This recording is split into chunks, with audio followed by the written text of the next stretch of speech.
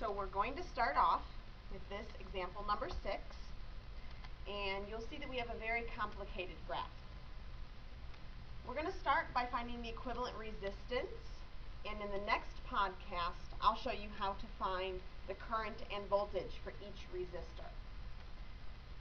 We'll start by combining the 2 and the 4 ohm resistors. They are connected in parallel. Remember, each time we combine resistors, we want to draw a new circuit diagram. That'll help us when we're looking for the current and voltage in each resistor. So I'm going to draw a circuit diagram. It'll have all the exact same resistors, except the 2 and 4 ohm resistors will be 1 this time.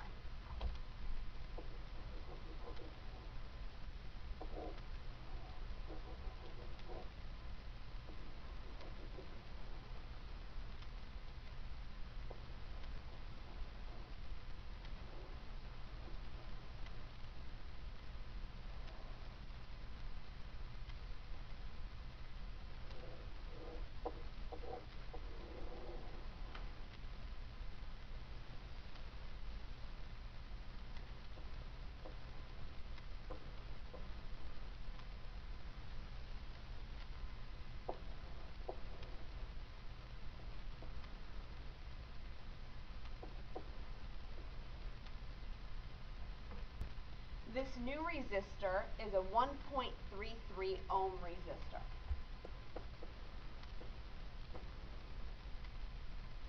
Now looking at my diagram, the next 2 resistors I will combine are the 5 and 6 ohm resistors. Even though that 5 ohm resistor is on a diagonal, any current that is traveling down this path here will either go through the 5 ohm resistor or will go through the 6 ohm resistor before coming back around to the battery. Therefore, the 5 ohm resistor and 6 ohm resistor are in parallel with each other.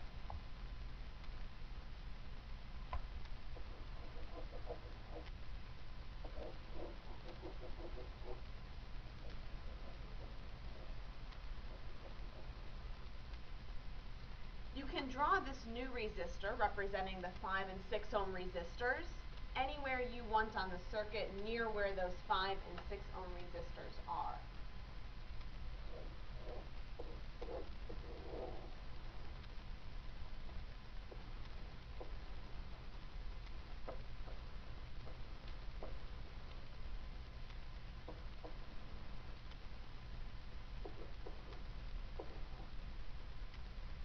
The new resistance is 2.73 ohms.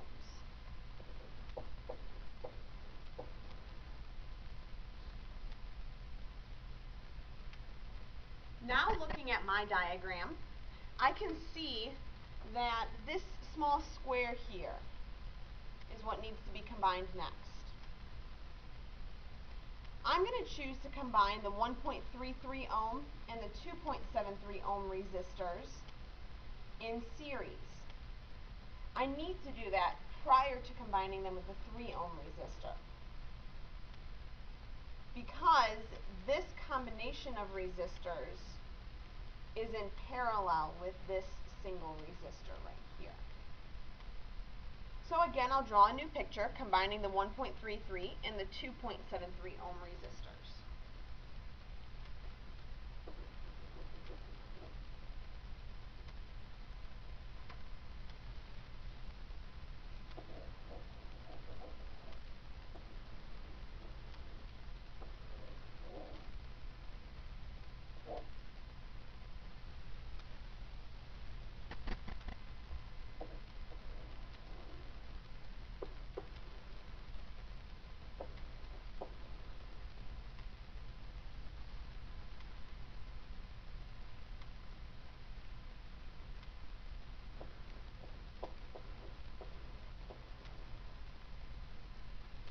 When I combine those 2 resistors together, I get 4.06 ohms. Now I can combine my 4.06 ohm and my 3 ohm resistor.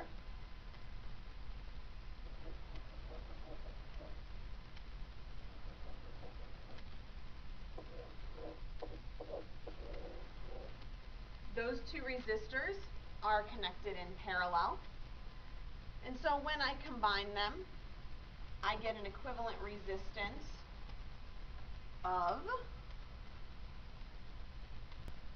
1.73 ohms.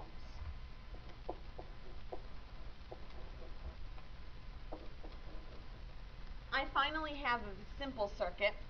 My last two resistors are connected in series with each other, and so I can finally find the equivalent resistance. Since they're in series, I will simply add the two resistances, and I find that my equivalent resistance is 2.73 ohms. Looking back over what we've done here, we started off with our complicated circuit and chose two resistors to combine. I chose the 2 and the 4 ohm resistors because they are in parallel with each other. And there's nothing in between here. There's not two resistors down here or anything like that. So I combined those two and drew a new picture. Then I combined the 5 and 6 ohm resistors, which are also in parallel with each other. As the current travels out from the battery and up this branch, it would either go through the 6 or the 5 ohm resistor and then end up in the exact same spot. We do not use the 3 ohm resistor in that case because after the current would go through the 3 ohm resistor, it would not end up in the same spot. So we're looking for two resistors where after the current goes through those two resistors, it ends in the same place before traveling through any other resistors. So I combined these two, the 5 and the 6, to get a resistor of 2.73 ohms. Next, I combined the 1.33 ohm and 2.73 ohm resistors in series with each other. Because when current comes up this branch here, if it goes through the 2.73 ohm resistor, it is forced to go through the 1.33 ohm resistor. So they are in series. Looking at this picture right here, you'll see now we're left with three resistors. Current that comes out the battery has an option of going through the 3 ohm resistor or going through the 4.06 ohm resistor before coming back to the same spot. And so those two are in parallel. Once I combined those in parallel, I got a simple circuit, and so I did not have to draw anything again. I could just find the equivalent resistance of my entire circuit. The next podcast will show you how to find the current and voltage for each of these resistors. In the end, we'll organize our answers in a chart similar to what I showed you on Tuesday in class.